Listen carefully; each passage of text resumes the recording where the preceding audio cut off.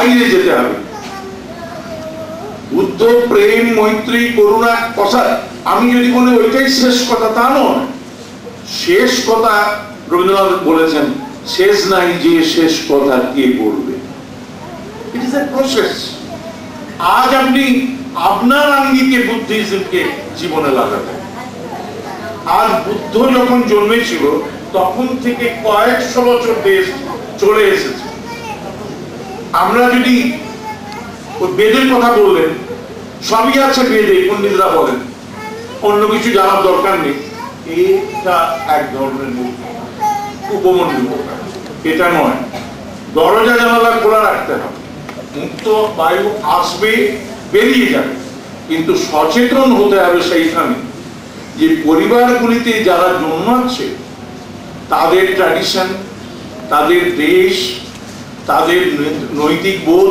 আজকে টিভিতে কোন এক মহিলা উলঙ্গ হয়ে অভিনয় করেছে এবং সবচেয়ে অবাক কাণ্ড আজ কাগজে বেরিয়েছে যে কান উৎসবে ওই দুটো জায়গা দেখাতে দেয়নি, আন্তর্জাতিক ফেস্টিভ্যালে কিন্তু ওই দুটো দৃশ্য কেটে দিয়েছে, দেখাতে দেয়নি। জন্তু জীবনের কথা অনেক হয়েছে, মানুষের মধ্যে জন্তুর যে প্রবৃত্তি সেটা আছে।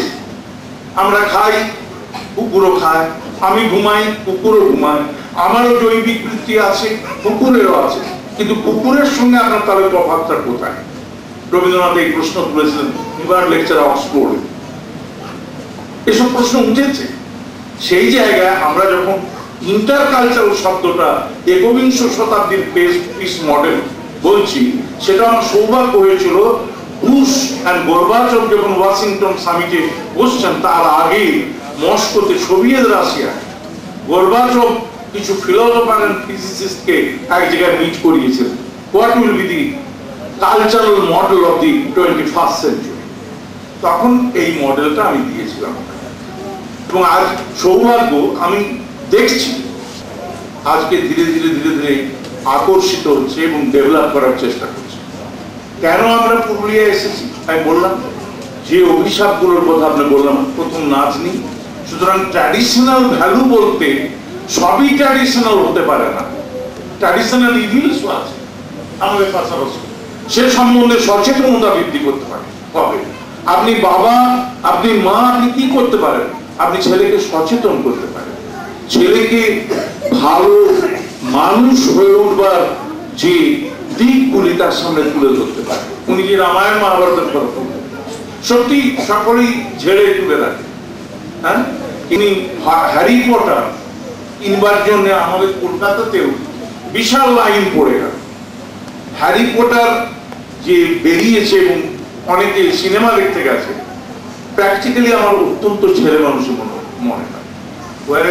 আমাদের সুকুমার রায়ের যে সমস্ত কবিতা বা আমাদের যে সমস্ত গল্প, সব ওই এই গল্প তৈরি হয়ে যোগীন্দ্রনাথ সরকার, এই সত্যজিৎ রায়ের দাদু উপেন্দ্র কিশোর রায়চৌধুরী, তার সামান্য একটা গল্পকে নিয়ে সত্যজিৎ রায় 4টে সিনেমা করে ফেলেন। এবং একেবারে মডার্ন যেটা হচ্ছে হিরো রাজার দেশে, ওই ভূতকে দিয়ে এমন একটা পদ্ধতি তিনি সামনে তুললেন যেটা more relevant in the present world. কি সেটা? যে ওই এর মধ্যে বৈজ্ঞানিককে ব্যবহার করা হচ্ছে, তুমি যন্ত্র তৈরি করো যেখানে মানুষকে ঢুকিয়ে দিয়ে তাকে মেশিন করে দেওয়া যায়। দেখেছেন হয়তো হিরো রাজার দেশে সত্যজিৎ রায় এই প্রশ্নটা তুলেছেন। মগজ ধলাই মন্ত্র, আজকে বলতে দ্বিধা নেই, রাজনৈতিক দলগুলো এই কাজ করছে ছেলে মেয়েদের কাছে, মগজ ধলাই মন্ত্র সব সময় এই করো। আমি হাসি